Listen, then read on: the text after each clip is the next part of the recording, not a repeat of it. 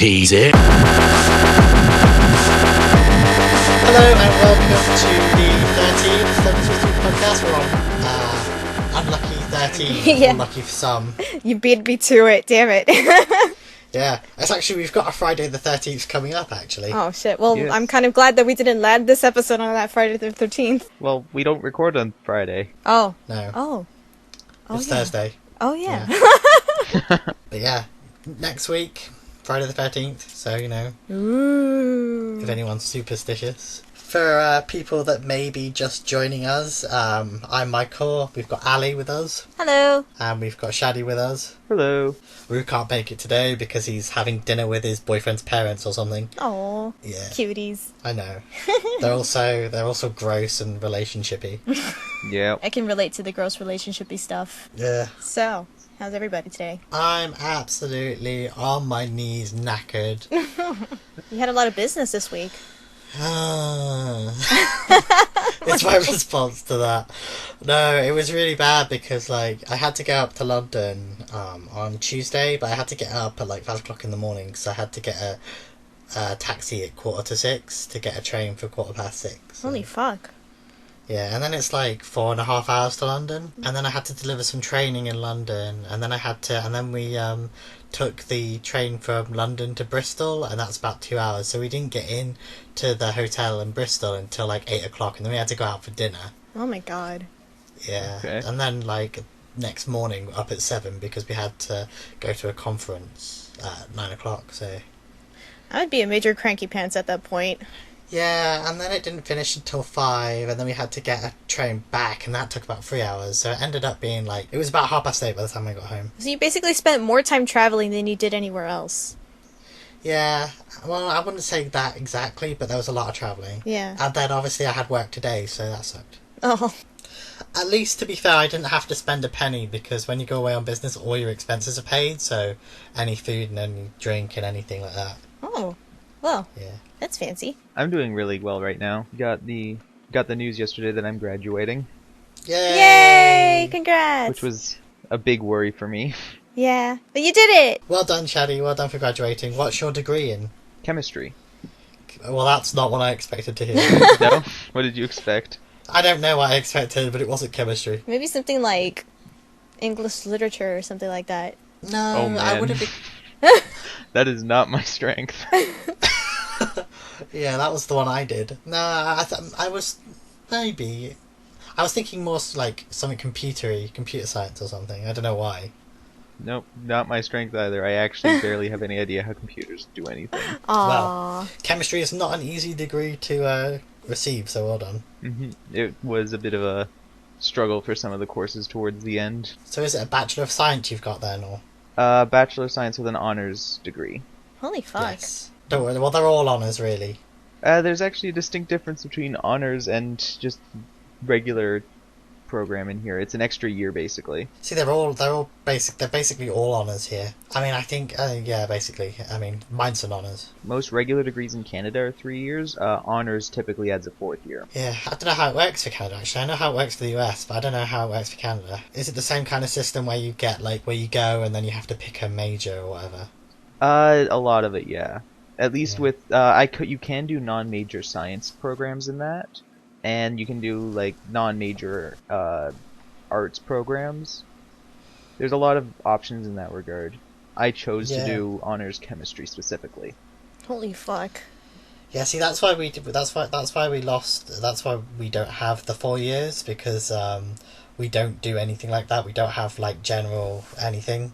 It's literally you pick what you're doing as you're going in, and then you just do that. That's all you do. Okay. I started my program non-major, and then at the beginning of my second year swapped over into chemistry. Yeah, I mean, my degree, it was actually really rare for the UK, because what my university did was they did a English and media degree. And, like, the first year, like, there's pretty much nowhere else in the UK does this. Like, there's maybe a few other places. But the first year we actually shared a syllabus. And then the second year we could choose which one we wanted to do. Yeah, so that was actually pretty unusual. It's really unusual for that to happen here. Oh. Normally you just go in and just do whatever. But yeah, so the first year we both both the media and the English, we both did the same stuff. So the English got a taste of the media side and the media got a taste of the English side, and then we got to choose which one we wanted to focus on in year 2. And I was actually really concerned about that because I'd never done media before, but I actually really liked it, but I still stuck with English. Of course. Well, it was really interesting. It's very analytical, so I'm as much as I like writing, I'm very good at analysing things, so... Yeah, that's not my strength. I'm not good at finding more than like the most obvious things to analyze. Well, it's actually really interesting because I was talking about intersectionality before I even realised what intersectionality actually was.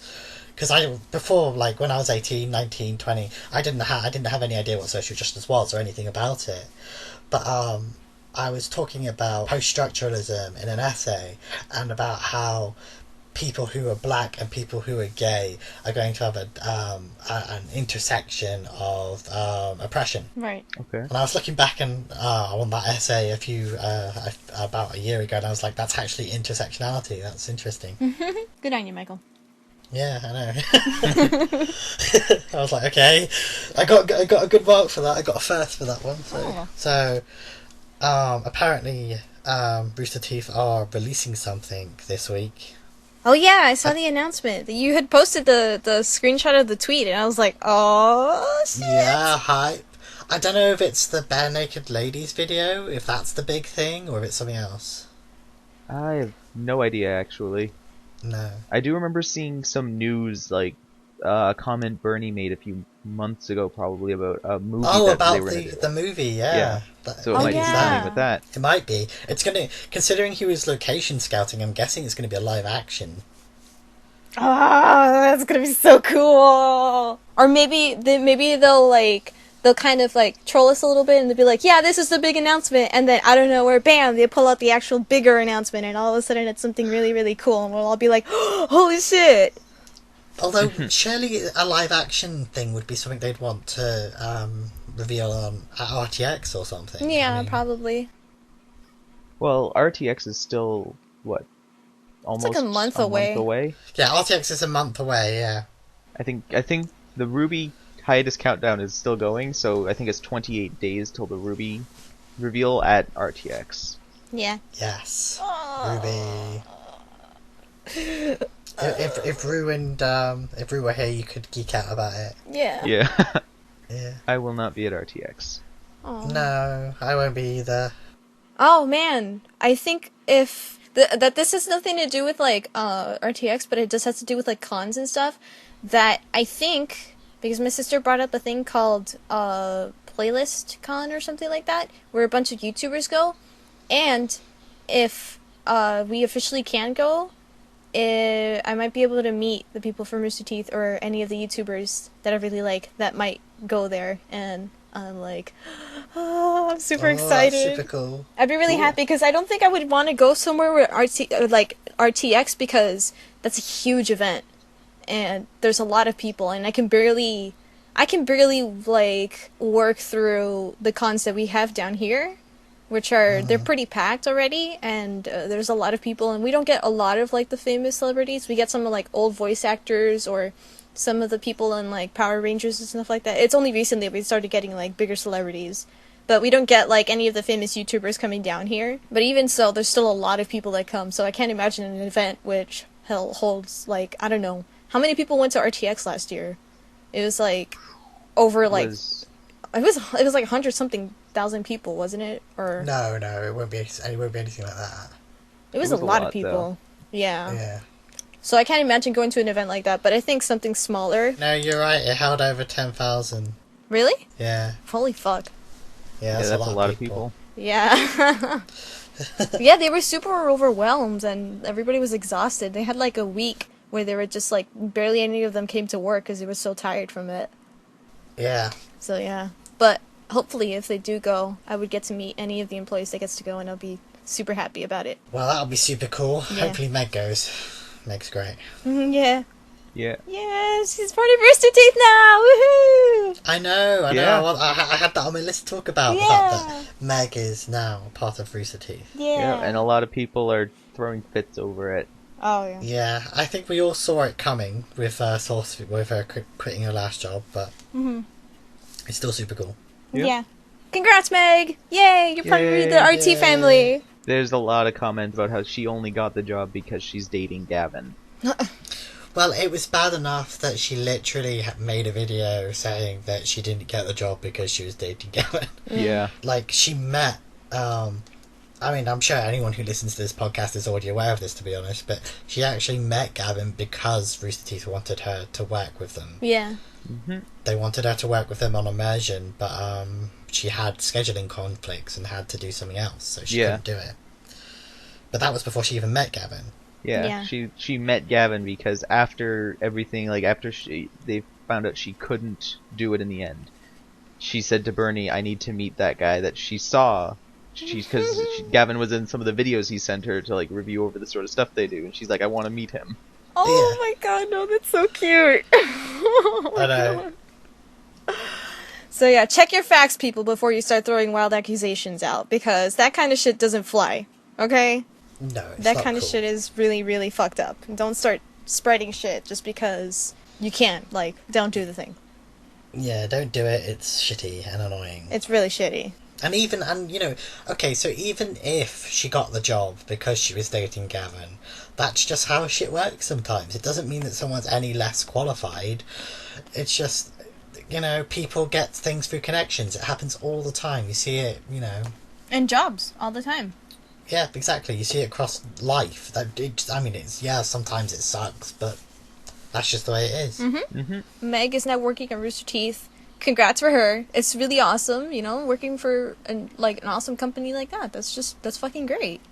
Yep. Exactly, yeah.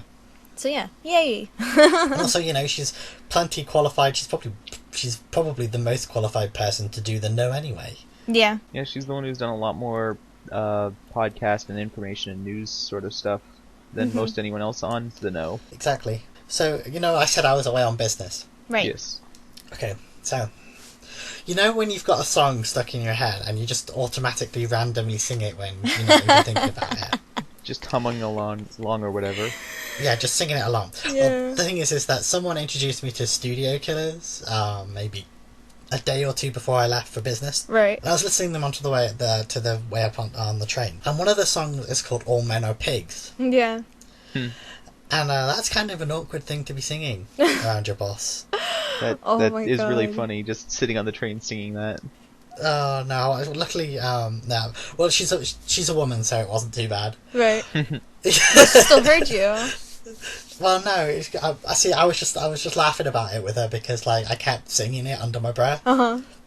And it's just like, no, I better not, you know. Oh my god, Michael. Oh, something else funny happened. My boss knows I'm transgender, so that's fine. So we went to dinner, and it was a really nice place, by the way. Lovely dinner. But we went to dinner, and then this like table of maybe 10 or 14 trans women come in and sit down like right next to us, and I'm like. It's just one of those situations where you just want to go over and be like, "Hi, I'm trans too." Right, yeah. Wow. Let's be friends. But obviously you can't really do that because that's a bit like it's just it would be rude to do that. Yeah. But it was just a weird situation to be in because like I feel like that every time I see someone that's trans that you Like know out in the public and stuff. just in public because it's pretty rare to see that. I think you want to talk a bit about Minecraft because apparently you fell asleep. Okay, so first of all, for everybody who's part of the Skype chat, and for anybody who's not part of the Skype chat, we have a Minecraft server on it's called Marimocraft, and we have a faction, the FRT faction on it, and we've been working on it for the last few weeks or so, and it's we're the biggest faction of the server, basically. And because we had a couple of servers before that we were part of, but the people weren't exactly really tolerant and were being total humongous assholes to us. So we finally found a really nice server, and the server owner is actually part of our Skype chat for the Minecraft stuff, and he's pretty nice. Shout out to Sheeps. And Shaddy's also part of the server too, and Shaddy has actually made a tremendous, like, huge forest out of different trees in front of the faction. Yep. It is fucking ridiculous. I haven't been on for a little while because I've been busy with work and getting the school stuff sorted out in that, but I'm planning on going back on and just continually expanding the forest until it's just beyond belief. Yeah. Like, our wall... Oh, Yeah. God, how tall They is built the a wall? huge wall. Yeah, there's a I don't wall know how tall surrounding it. is. It's to keep, like, because we kept having invaders for a while. There was, like, these two people who were being really, really, really big dicks to us. So we built a wall around the whole faction. That wall is huge. It's like, if you fall off it, you will take either all the way to, like, one heart, like, all the way down to 1 heart of health, or you will probably die. That's how tall it is. And Shaddy's fucking massive trees is bigger than that. Yep. Like, If I jump off the very top of my forest, I could kill myself. yeah. Why don't they just go through the wall though? It was like, we didn't have doors built in yet, but for a while they did. They could, like, mine their way through, yeah. I guess, yeah. But, because we had the land claimed, they couldn't break stuff or open doors or anything like that, and we have gates, like, guarding the entrance and the exits. Yeah, they couldn't open any of the gates and stuff like that. Yeah. Okay. But they somehow still got through. Like, they built up to the top of the wall and then climbed over. Yep. The server is designed so that once you claim land, people who aren't part of your faction can't do anything to the stuff you build on it. Yeah. Alright. Or anything in the surrounding area, because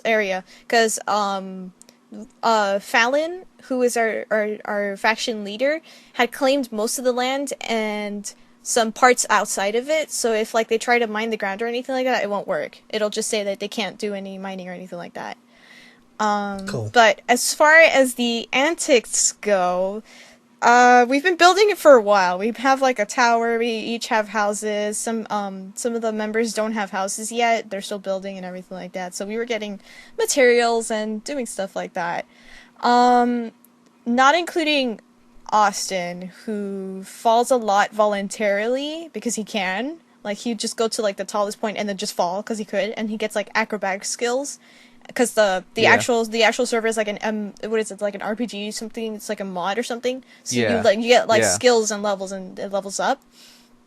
I am probably the second or third person who has fallen most times accidentally, and I have died so many times from it. It is laughable, absolutely laughable.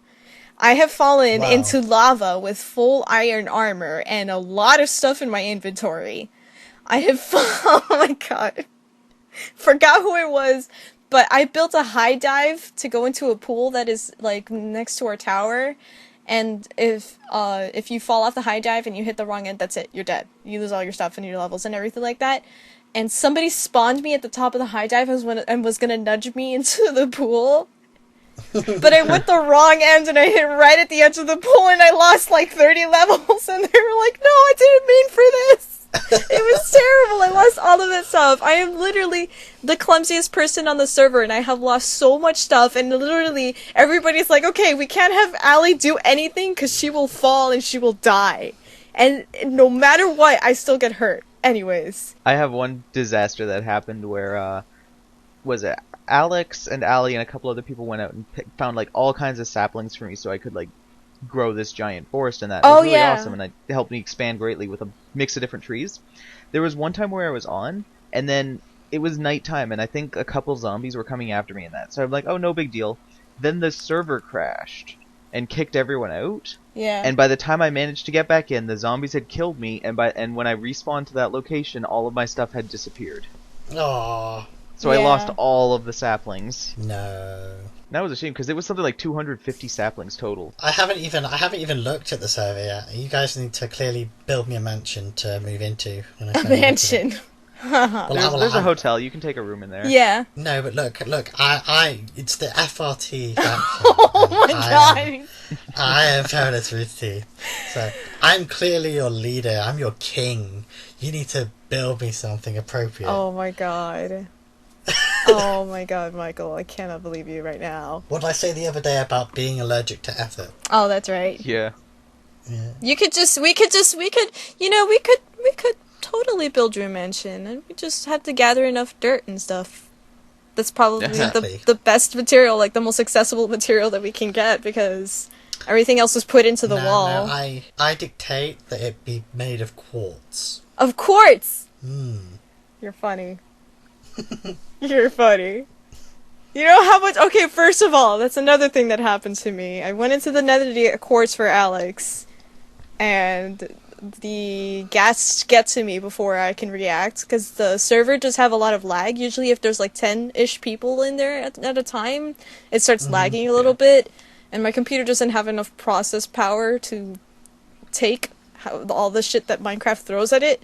So the ghasts will kill me before I even get to any of your quartz. So I'm not doing shit. If anybody else wants to volunteer to make the quartz mansion, go ahead. I'm not doing shit.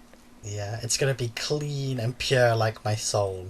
Oh my god. Michael, please. I'm just gonna eventually build myself a couple tree forts within my giant forest, and then half of them will be trapped so that if you try to get in, it'll kill you. Although apparently, with Ali as my fake fiance, I need to make sure that she knows where everything is and has her own house. Yeah, so I can't die. Yeah, because after we were laughing about that for a while, because when you had thought that I was gonna make an announcement about mine and Shaddy's engagement on the last podcast, I just started calling Shaddy my fake fiance from then on. Yep. So we basically share everything. Yep. Excellent. So now we're gonna be fake married soon. We should have a fake wedding on the Minecraft server. Oh, and I could have a skin with a little bridal gown, and it would be really cute and stuff. Oh, that would be so cute. You can throw flowers at the audience. You'd have to fight Fallon for me though, because Fallon presents me with flowers all the time. But yeah, if anybody wants to join in on the Minecraft shenanigans, you should totally come join us on Skype and let us know. Do it. Yep. It's also, really fun. we do have a Skype FRT chat, so you're welcome to join that too. Yeah. You just need to send me an ask with your Skype name, and I will add you, providing you're not an ultra arsehole. Speaking of stuff like that, I did a live stream last week of Amnesia, and I think it went pretty well, so I'm going to be doing it semi-regularly. But I'm not going to put, it's going to be a kind of as and when thing, so I'm not going to put, I'm not going to say, I'm going to do it every Saturday, every week or whatever, because that's not how it's going to work. But I will try and give at least a day's notice so people can try and log in and watch. Okay, I caught a part of that one, but I don't have an account on Livestream or anything, so I couldn't comment, and I didn't want to bother making an account at the time. Chatty, don't I mean enough to you? But I'm allergic to effort too. No, it's not good enough, Chatty. Wait, but if you use a certain... Because there is a live streamer that you can use without having to have an account. Because there's the live streamer pro or something like that, and then there's a live streamer pro caster, which you can, it's like there's two different live streams. Yeah, but there's Twitch. Oh, Twitch, that is it, Oh, okay. Yeah. Never I mind. didn't have a Twitch account. Yeah. Okay. Well, yeah, that you need just an need account. to sign up for it, though. It's not. Yeah. It's not hard. Don't worry, Shaddy. I'll make the account for you. Excellent. Look, if I can put the effort in to streaming and having my tablet up with all you guys commenting, you can bloody well make an account. Oh my god. Probably Michael. next time you do a stream and I'm available. It is funny though because there's a delay, and I'm playing Amnesia, which is a horror game. Yeah. So the delay, people are freaking out 5 minutes after something's happened to me. Oh, no. And at one point, I didn't even notice there was a monster. So I looked down, and people were like, "Oh my god, run, run!" Freaking out. Yeah. But I just managed to calmly avoid it by just walking away, without even knowing it was there. What part of the game are you in right now? Oh, I don't know. I'm rubbish at these sorts of games. It's Oh. he's still near the beginning. Puzzles are not my best. I'm not. I Did think you you pass get, the water part? No, not yet. I don't think so. Oh, okay. I remember the major checkpoint I remember is he made the acid. Yes. Oh, okay. No, I know exactly where you are now. Yeah. Yes, I made the acid. Okay. The water part is horrendous, in my opinion. I hate that part. And I have no oil in my lamp.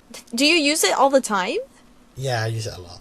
Oh. Well, that's like a immediate way to attract the monster. You know that, right? What, using the lamp? Yeah, because it'll see the light. I mean, your mental state will suffer a lot more if you don't use the lamp, but it's like a... I don't know how to say it. I don't know what the word for this is. It's like there's a good and a bad about this.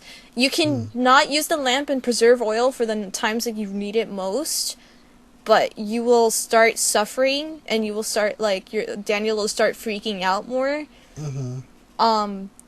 But if you use the lamp, then you won't suffer as much, and you can get through the game a little easier without his like vision tunneling or anything like that. Mm-hmm. But you will use up a lot of the oil really fast, and it's really hard to come by it.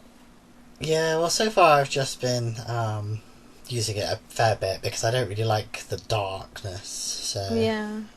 I'll see. I'll probably regret it. Oh, there is a video of some guy's reaction to Amnesia that fucking makes me laugh every goddamn time. There's It's a lot so of videos to people's funny. reactions to Amnesia.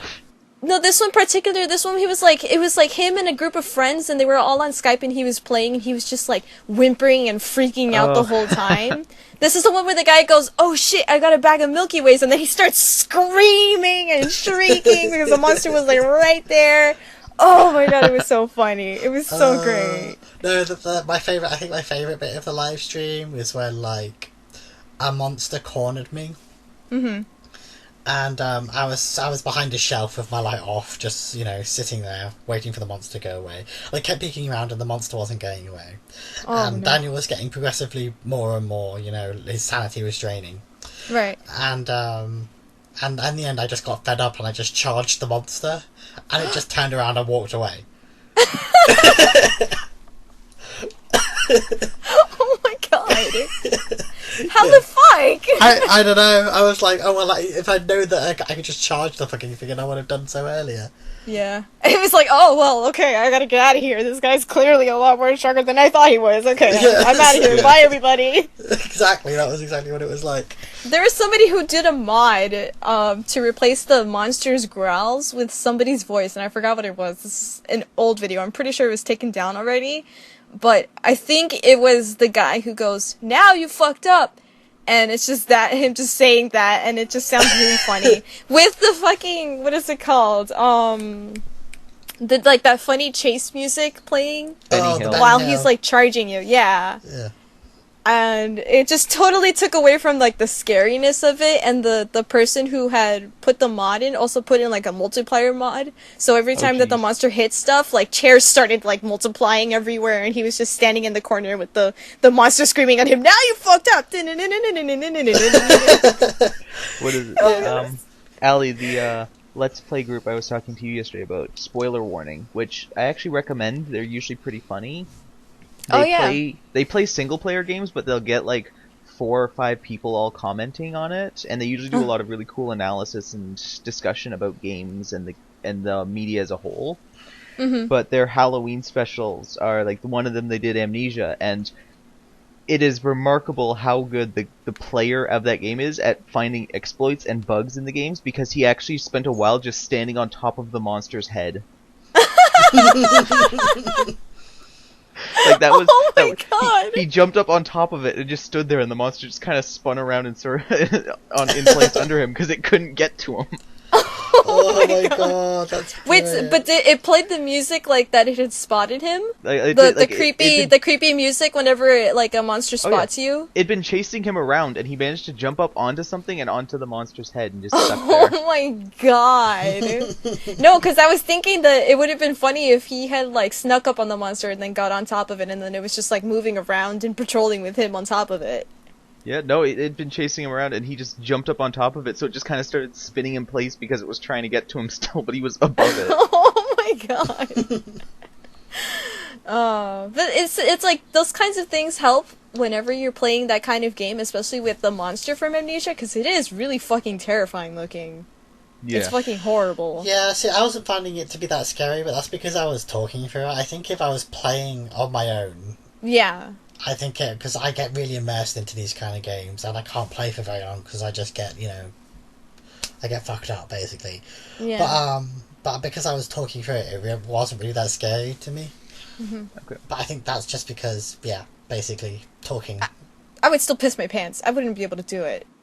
Nobody could ever pay me enough to sit down to play those kinds of fucking games, even if there's a fucking bunch of people inside of the room all watching me play. I would not be able to play that goddamn game. No, but you should come watch me play it instead. I think I couldn't make the last time that you were streaming because I was not home at the time. Yeah, but yeah. So I've been reading a book called The Prince of Thorns by Mark Lawrence. Mm-hmm. It's really good if you like a Game of Thrones type books. It's very similar to it's the same kind of deal. Like there's a young prince fellow, Right. and he's playing a game for the throne basically.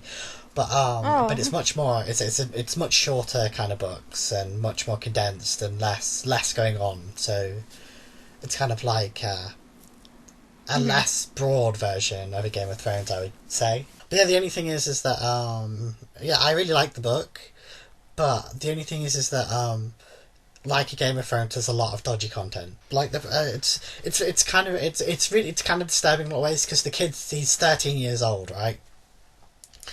And he's 13 years old, and it starts out where he's leading a band of thieves, kind of, and he starts out literally killing a bunch of peasants and raping their daughters, and it's like he's a 13-year-old. Holy fuck. Yeah. Oh my god. Yeah, it's pretty grim, and it kind of makes it very difficult to like him. Right, of course. But I don't know if you're supposed to like him. I don't think you are. He's very cold. It's a pretty grim book, but I'd recommend it if you like a Game of Thrones. I may see about adding that one. I've got a whole stack of books I'm still working my way through right now. Yeah. I finished reading Divergent. That was alright. I started thinking about reading mystery books for a while because Yeah. I was all about fantasy when I was really into Harry Potter, so I read like some fantasy books, but I never finished them because Okay. at the time I held them at the Harry Potter standard, and nothing in my life at that time seemed as good as Harry Potter. Mm-hmm. But I've started like branching out more into like what kinds of books I wanted to read and everything like that. I kind of like, I don't know, I don't have a preference yet. I do like the fantasy, like that's a big thing for me, but I do want Yeah. to see what else there is that I can give a shot, because I do want to read more, because I feel like I don't spend enough time doing that, and I want to do it. Yeah, I mean, yeah, I'm the same way. But I'll read pretty much all genres as long as they're good. Mm-hmm. But I mean, sci-fi and fantasy always wins. Yeah. Yeah, fantasy tends to be my primary genre as well, just because I'm so invested in Dungeons and Dragons, and Yeah. I use pretty much every fantasy book that I find as bits and pieces of inspiration, and then I'll snag little plot points and characters and all that. Oh. If for anyone who likes sci-fi and fantasy, I really, really recommend a series called Otherland by Tad Williams. Mm-hmm. It's a really awesome concept where it's called A City of Golden Shadow, the first one. But it's a really cool concept where it's set in this kind of it's you get the settings where they're future settings, but they're not super future. Okay. Like it's almost like visible future, like you've got your virtual reality and stuff like that. Mm-hmm. Yeah. The same kind of like Snow Crash and stuff like that. But so it's based in that kind of future kind of area where people can go into simulations, Right. and like they have it's kind of like Second Life. Yeah. It's similar kind of concepts to that. Okay. Oh. Yeah. But the thing is that so that they go into this simulation, or they find this simulation, and it's a simulation of like it's like a fantasy, like civil. It's like a kind of, you've got your medieval fantasy kind of thingies, Mm-hmm. Yeah. or your fantasy books. Right. Yeah. Well, that's kind of like what the simulation is. Okay. So it's a fantasy book in a sci-fi book. Yeah, I can't ever say I'm really a huge fan of like sci-fi, because that was kind of shoved down my throat by both chemistry teachers that I was taught by, and then I was just kind of like, yeah, no. Yeah, it depends. I'm not a big fan of hard sci-fi, but I do like some softer sci-fi. But it's really cool because the whole thing is like the book it's a simulation, but it's not a simulation. Like if you die in the simulation, you die in real life, and it's like that's not how it's supposed to be. So it's all this intrigue around what's going on with this simulation and what makes it different. Mm-hmm. And it's a really interesting series. I really like it. Ooh. It's probably one of the best I've ever read. It sounds a bit like a lot of what's that I'm thinking, Dot Hack or Sword Yeah. Art Online. Like there's a lot of anime that are based around MMOs that are virtual reality that people get stuck in for whatever reason and have to figure out what's going on. Yeah, Yeah. it is kind of like that. I mean, it's broader than that, but yeah. But I mean, it's interesting because Tad Williams has his history in medieval fantasy writing. Mm-hmm. Like he did the Dragonbone Chair, and which is a just typical medieval fantasy fare, with a young boy goes on an adventure and finds out he's the king or whatever. Your usual. Yeah. I mean, it was a good series, don't get me wrong, but it's your fairly stereotypical, Medieval fantasy. stuff. Yeah. So that's where his history is, and then he pulled out this sci-fi fantasy mix. So it was really interesting. Oh. A big one for me recently has been Terry Pratchett and the Discworld novels. See, the things I can't get on with Terry Pratchett's writing. Yeah? No, I can't do it. I really want to like Terry Pratchett because I really like his ideas, and I think he's an excellent idea person. Yeah. But I can't get on with his writing. Oh. That's a shame. Yeah, it's something about him. Just some people you put down a book and you don't pick it up again, Yeah. Yeah? and that's Terry Pratchett for me. Oh. Once That's I a put it shame. down, I don't pick it up. Yeah. Yeah. Yeah, no. Terry Pratchett, I've been having a lot of fun with. Having said that, I did like Good Omens a lot. I think that's one of the best Neil Gaiman books that I've read, and that's Terry Pratchett as well. So. Yep. But I think a lot of that is because I like Neil Gaiman's style of writing. He's got a very tight style of writing, and I Okay. think that with Terry Pratchett's ideas and Neil Gaiman's writing style, I think it just perfect mix. Right, yeah. The other one I've been reading right now is Acacia, or I don't know if that's the correct pronunciation of it. It's by David Anthony Durham. It's a cool little fantasy novel that I've been reading. Oh. I love books. Yes. Books are great. This is basically about there's the back of the books talks about how there's like going to be an assassin that takes out the king, and it follows his kids as they get scattered all over the world and have to deal with the fallout of the king's death. Oh yeah. So far, they haven't got to the actual assassination yet. The book spent a lot of time building up the environment and the world and all the reasoning behind it and all the different groups and why they want to do what they want. It's really cool. Yeah. That's always hard. Like, if somebody's... It's like... There's, like, a limit for me. If you spend... Like, it's like there's, like, a reasonable amount of time, for me personally, where you can spend describing something. And I think some people can really miss that really easily when they write about things. And honestly, I'm one of those people, and it's something that it's really hard to, like, not do. Especially when you're creating, like, a world that is completely of your own creation. Yeah, you can, because it's quite difficult to drop it as you go, because people are tempted to set up and explain everything, but really dropping someone in the middle is the best way and just going from there. Mm-hmm. And a lot of fantasy writers who do large series their writing is really not tight enough. Right. That's what I like so much about A Song of Ice and Fire is despite the fact that his books are bloody long and he's got loads of them. Loads happens in each book. It's not like nothing happens. Yeah. I fell out from the Wheel of Time series. Exactly, for that that is exactly what I'm talking about. The Wheel of Time series. You could go through a whole book and nothing would really happen. Yeah. He's right. He could go on for hours. Right. That's terrible. Another series I really liked was the Malazan Book of the Fallen. I don't think I've seen that one. That's like a 12-book Fallen? series. The Fallen, yes. Oh, I know what you're talking about. A No, 'cause- lot of my friends really, really like that book series. Yeah, Steven Erikson. It's Right. pretty solid. Yeah. It's a bit like Game of Thrones, only it's from the point of view of soldiers and common folk rather than nobility. That sounds cool. Yeah. It's very fantasy, very, very high fantasy, it's pretty good. I really liked the series. I read the whole thing, but it took a little while just because there's a lot of books in it. And now for something completely different, if you ever fancy reading anything a bit different, there's a short story collection called Stories from Behind the Transgender Vanguard, or Stories from the Transgender Vanguard. I'll probably link it. It's a really good read, I recommend it. Ooh. Okay. Yeah. Bit pricey, probably for some people, but very good. It's all written by trans people, so... Right. Oh, dude, totally. Yeah. So I want to talk a little bit about something funny. Oh. Okay. So my friend Beth has been seeing this guy called Michael. Yeah. And just for sake of ease, I'm going to call him her boyfriend, even though they're not really boyfriend and girlfriend. But basically, he's your typical cis guy, whatever. But he took it upon himself to look at my blog for some reason. Uh-huh. And then he got really upset with the idea that sexism against men wasn't a thing. Okay.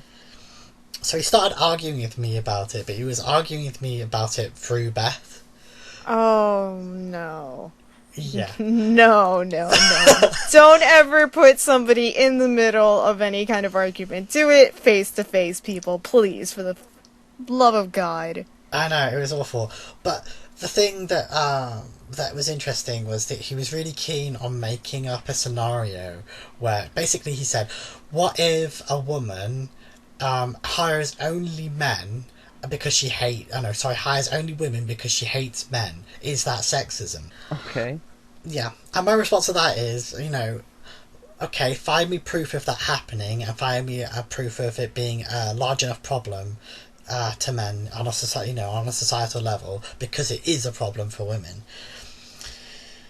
And but the thing is that he wouldn't do that, and he wouldn't argue about anything but this specific scenario that he set out. Wow. And I was like, basically, I just said I'm not interested in doing it because this is something that a lot of oppressors do. It's a trick. It's they try and make you argue within a set of parameters that don't actually exist. Yeah. Yeah. So they try and say, what if this happened? This Well, one it doesn't. hypothetical scenario discredits all what actually happens. Exactly. Yeah. I mean, in this hypothetical scenario that I can't prove has actually exist, would this be sexism if it's sexism the other way around? And it's like, I'm not prepared to argue on a hypothetical scenario that I don't like arguing on other people's terms. I don't like people setting out terms for an argument. Mm-hmm. Yeah, because the whole point of that argument is it boils down, if you can't disprove this one hypothetical scenario, that means your entire position forever in every way is wrong. Also, it's a false equivalence. It's setting up a false equivalence from the start and then expecting you to argue within the bounds of that false equivalence. Exactly. There was a post that I think you were blogged the other day that perfectly explains a thing where it was like, people can set up those kinds of hypothetical situations, but the truth of that is that there are people still living the actual, like there are people who are being oppressed every day that don't get the luxury of being put in hypothetical situations. Yeah, I made a post similar to that the other day, but basically in response to this guy. But anyway, so that was all irritating. Yeah. But at the end of the day, I was just like, look, I'm not prepared to argue with it on those terms with you. Mm-hmm. And I just left it at that. Mm-hmm. And then, but then, I guess, I just moved on. But I guess it bothered him all of today because he came back to Beth saying he'd been thinking about it all day. Wow. And then he was like, and then he started talking about, and then he was like, oh, but what happens if someone's beaten up on the bus? Is that not reverse racism? Blah, blah, blah, blah. Oh my God. I'm not having an argument with you. Oh my God. Through my friend. Please don't. Nobody do that. That is just a tremendously asshole move. Because, there are people that are suffering a lot of oppressions and everything like that. Don't waste time making hypothetical situations, please. For the love of God. Focus on the actual problem, not on what could be or what happens. You're totally taking away the attention from the actual problem, which is there are people who are suffering racism and sexism and, all sorts of homophobia and all sorts of problems and oppressions and everything like that. And you creating these kinds of hypothetical situations draws attention from that and only makes it about yourself. Yeah, mm-hmm. And also, the existence of one hypothetical situation which proves the prejudice against someone one time, it's not really comparable to an institution of racism or oppression or sexism. Mm-hmm. It's not. They're not two peas in a pod. They're two completely separate things. Yeah. Men can experience prejudice. I think men can experience prejudice. Yeah. I think someone can hate a man and act in a discriminatory way maybe toward a man, but that's a prejudice. That's not backed up on an institutional level. It has to have an institutional backing for it to be considered a form of oppression. Yeah, exactly. Because the truth about that is that there are going to be a lot of women. There's more of a chance about women to be experiencing the sexism and any sort of discrimination than, a cishet white man. Yeah, exactly. And the thing is that no offense to you, Shadi, but a lot of cis men don't even see it. Yeah. Because they don't deal with it on a personal level. Mm-hmm. So they're just completely, they completely overlook it. That because they don't have any experience with it, or their only experience with it is observing it on a rare basis, Mm-hmm. they don't understand how much women go through on a day-to-day basis, where women are often lucky to go a day without a single sexist experience. Yeah. Like, even small things, I'm not saying that every sexist experience is like, a catcalling in the street or harassment. It's small things that can sneak into somebody you care about's comment. Exactly. It's really, really minor, and, and it's so ingrained into society that you don't even notice it. Like, becoming more educated on that kind of thing really, really opens your eyes and makes you aware that, a lot of people that you know and trust actually can be a little misogynistic sometimes, or can be a little sexist, or can be a little homophobic, or can be any sort of oppressive behavior, and it's kind of scary. Yeah, because it you really never is. realize it until you start really noticing it. When you start really, I don't know how to say it. It just kind of hits you, and then you notice it. But it was so quick. It's just like a switch is flipped, and suddenly you see it everywhere, and you're like, yeah. And it's just like, wow, it's it's really it's really Everywhere. Seriously, it's everywhere. It's so ingrained into everything we do.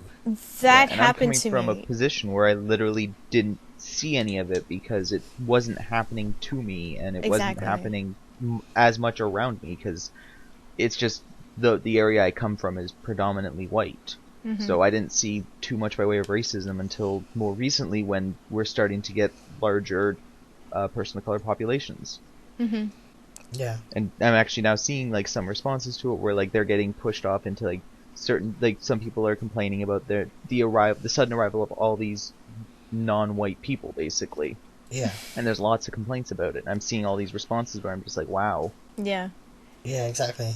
I had seen a thing that was bothering me for a while, just before, me and my sister did our yoga or whatever. And my dad had on Family Feud. And you know how, they do a survey asking, 100 set amount of people or whatever, a question, and they have to give them 8 answers or whatever, the 8 best answers. Mm-hmm. And one of them was, we asked 100 women what class would they take to please their husband. And immediately my first thought was cooking. Yeah. And then I stopped myself and I was like, holy fuck. Yeah.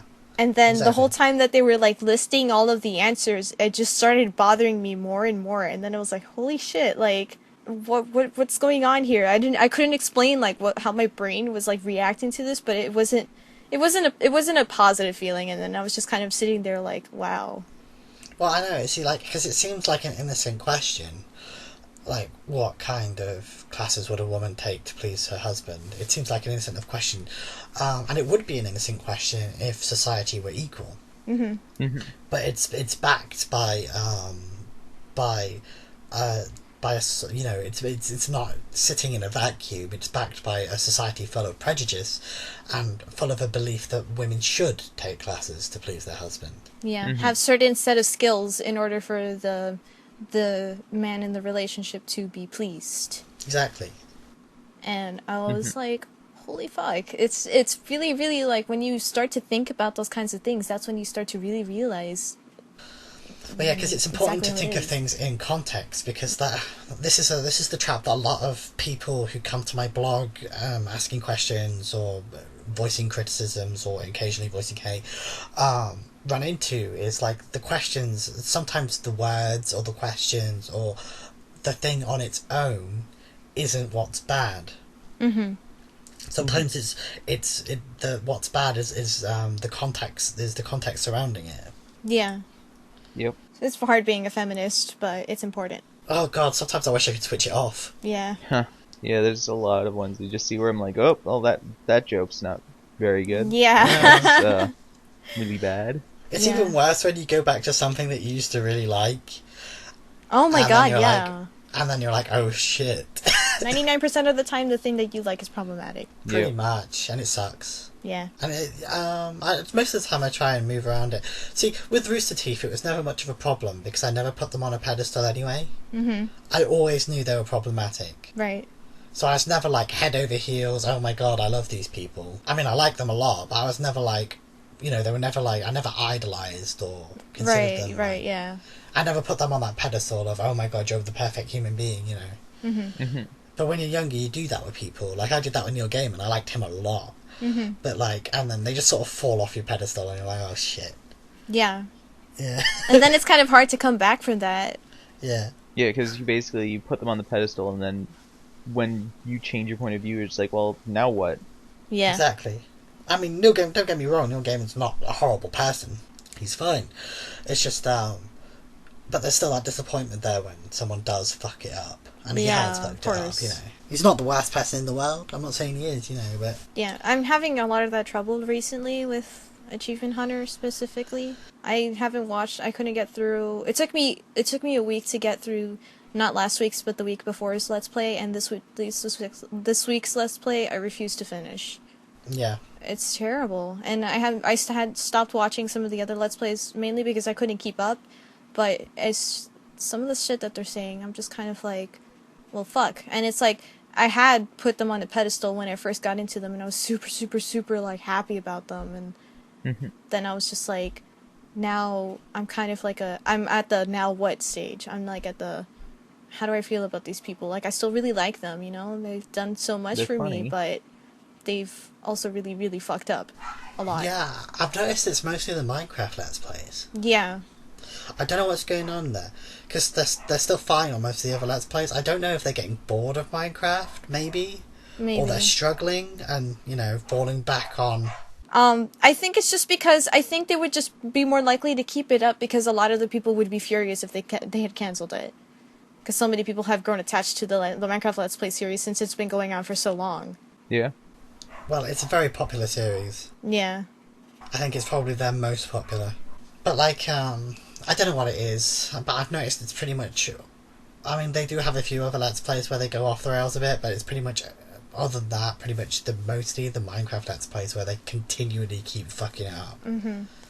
I think because the other games that they play, there's a lot more physical comedy than there is a lot more commentary being said, since in Minecraft the most that could happen is like killing, and they've had like the no killing rule for some of these Let's Plays, so the most that they can do is just have like silly comments being made, or in Yeah. this case really shitty comments being made. Yeah, there's not a lot of exciting or really wild stuff going on. Right. Not as Yeah, much. I guess maybe they're concerned that they're being boring and they're falling back on The shitty some humor. shitty humour as a way to keep entertaining. Mm-hmm.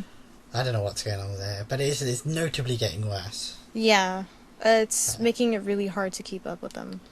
Yeah. I hope they do change though, because they were doing really well, and I was really like, I was getting back into watching them because I had given it a break for a while, and I couldn't keep up, and then I started getting back into watching them, and then just seeing like all the shitty stuff being said, it was fucking horrible, and then some people's responses to that on top of it really, really makes it hard to want to go back at all. Yeah.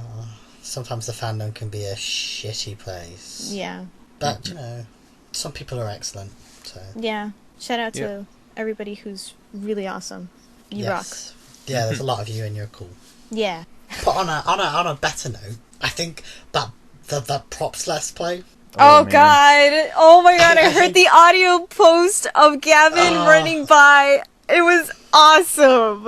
I think that's the best Let's Play they've done in a while. That was so funny. That I was loved that it. was Hilarious. pretty hilarious. That was Fucking banana on the run. the fucking noises that Gavin makes. I don't know how he achieves it, but it is incredible. I just want to have that as my ringtone for the rest of my life. Fucking him and Jeff. With Yeah. ghost noises when he gets into things. We're probably due to finish though. I mean, I just didn't want to finish on us complaining about. Yeah. Yeah, probably a good That's idea. alright. Yeah. Being the mean old FRT crew Yeah. who hate everything and everyone. We can't enjoy Clearly not. anything, apparently. No. Ow. Nope. Alright, so, we're gonna do the... Anyone have anything to talk about? Shadi, do you have anything? Not particularly. Just playing D&D and going to work. That's my entire life right now. So I don't have anything And graduating to promote soon. too much. Yes, and graduating. Yes, congratulations. Everybody needs to follow Shadi and give him congratulations because he graduated. Yes, you do. I don't have anything except you should check out the live stream when you see it because it'll be fun. But other than that, I'm boring. I'm a big old boring fuck. So. Except on the days when shit goes down. Oh yeah, And then activity spikes. indeed. Reddit Yeah. loves me. Yeah. Anyway, thank you for joining us. If you want to, send us any feedback or email us or whatever, it's feministroosterteeth@gmail.com. So that's cool. Or you can, comment, whatever. Do what you want. I don't care. Do I don't what you really- want because a pirate is free. You Yeah. are a pirate. Exactly. Thanks for joining, everybody. Yes. Thank you. Bye-bye. Bye. Bye. Bye. Tease it.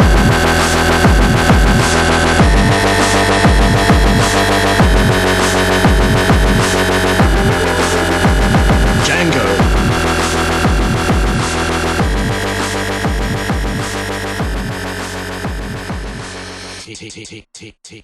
Tease it.